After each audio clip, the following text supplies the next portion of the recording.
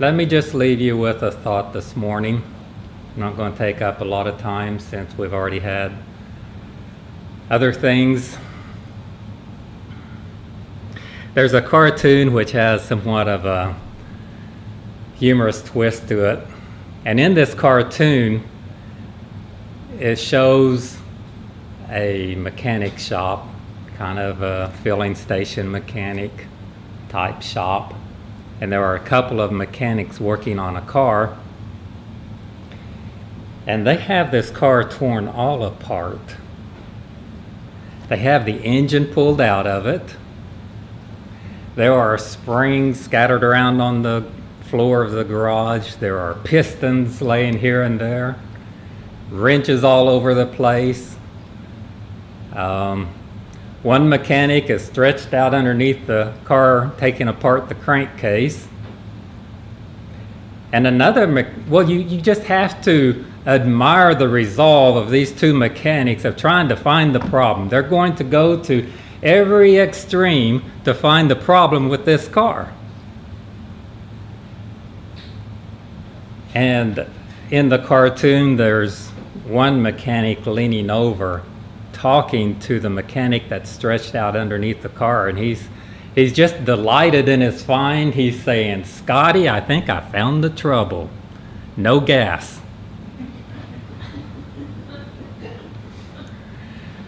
Well, I look at the world today.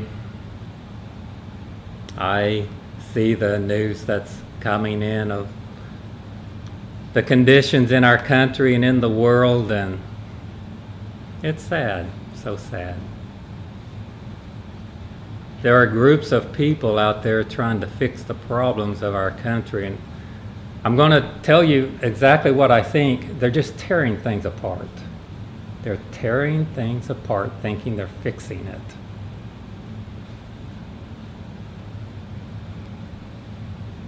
The solution to the world's problems and even to our individual problems is so simple a lot of times. It's just know God. God's been put on the outside.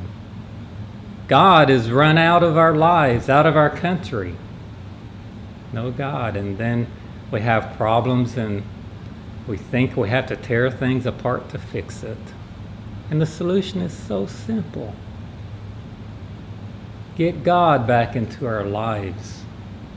I often think of what Grace mentioned some weeks ago, of how we need to pray for a spiritual revival. That is so important. A spiritual revival that starts with us and which includes the world. There needs to be a moving of the Spirit of God upon this world. And so many people in their own wisdom and understanding and carnal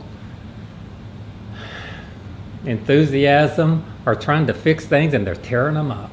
It's getting worse and worse and worse. And the answer is so simple. We need God. Get God into our nation. Bring God back into our lives. Our problems will disappear. Things will be in harmony once again. Things will run like they're supposed to run, and people will treat each other right if there's God in our society and in our lives and our hearts. That's all we need, is just God. And He will bring the answer to us. So let's be encouraged to pray for more of God in our world, our nation, and in our lives. When we have problems, sometimes we like to beat ourselves to death to fix our problems. That's not what we need. We need God.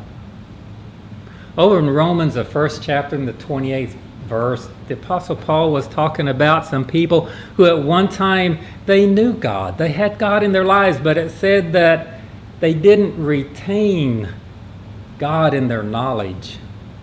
And so God gave them over to a reprobate mind. You see, we have to retain God in our knowledge and our understanding. So many people just refuse to put God into the equation of their lives. They don't want to have the knowledge of God. They don't want to discuss it. They'll discuss all other kinds of things as answers. But when you come to the table with God, they refuse to let God in on the discussion because they want to do it in their own carnal knowledge. They don't want to submit to the ways of God when God is the answer. So let's be encouraged. You got a problem? It's God. He's the answer. Like the truth talk this morning, just stand in the storm. Let God solve the problem. And let's not get carnal in our endeavors to fix the problem.